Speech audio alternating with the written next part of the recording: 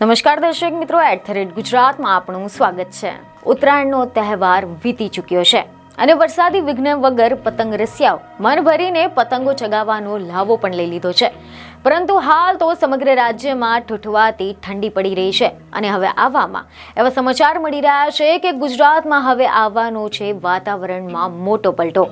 જ્યાં અનેક જિલ્લાઓમાં વરસાદની આગાહી કરવામાં આવી છે, કારણ કે હાલ એક નવું જ વેસ્ટર્ન ડિસ્ટર્બન્સ આવશે અને આના કારણે ગુજરાતના પાડોશી રાજ્યમાં વરસાદની આગાહી કરવામાં આવી છે।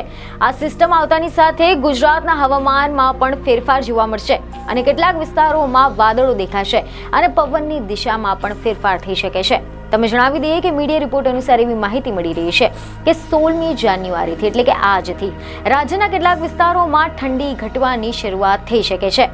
ગુજરાતના લઘુત્તમ તાપમાનમાં ઘટાડો થઈ શકે છે અને ત્યારબાદ 2 થી 3 સેલ્સિયસનો વધારો થવાની પણ સંભાવના છે। 17 જાન્યુઆરીથી રાજ્યના કેટલાક વિસ્તારોમાં ધુમ્મસ જોવા મળે તેવી શક્યતા છે।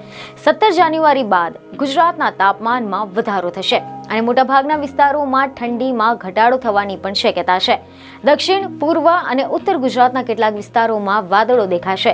હાલ ગુજરાતમાં 7 દિવસ વરસાદની કોઈ શક્યતા નથી। 20 જાન્યુઆરી પછી ઠંડીનું પ્રમાણ રહેવાનું છે, જોકે હજુ પણ એક માવઠાની શક્યતા છે। તે પછી પણ ઠંડી પડવાની છે। 18 થી લઈને 23 જાન્યુઆરીની વચ્ચે એક માવઠું પણ થવાનું છે અને આ માવઠા પછી ઠંડીનો દોર ચાલુ રહેશે। જાન્યુઆરી મહિનામાં તો સંપૂર્ણપણે ઠંડી જોવા મળશે। હવામાન નિષ્ણાંત અંબાલાલ પટેલે એવી આગાહી કરી છે કે રાજ્યમાં ઉત્તરાયણ બાદ ઠંડીમાંથી રાહત મળશે। 18 જાન્યુઆરીમાં રાજ્યમાં વાદળો આવવાની શક્યતા છે। ક્યારેક કોઈ ભાગમાં છૂટાછવાયા વરસાદ થઈ શકે છે। અરબ સાગરના ભેજ અને બંગાળના ઉપસાગરમાં ભેજના કારણે વાદળો આવતા ઠંડીમાંથી રાહત મળવાની શક્યતા છે। બીજું ખબરો સાથે ફરી મળીશું। ધન્યવાદ।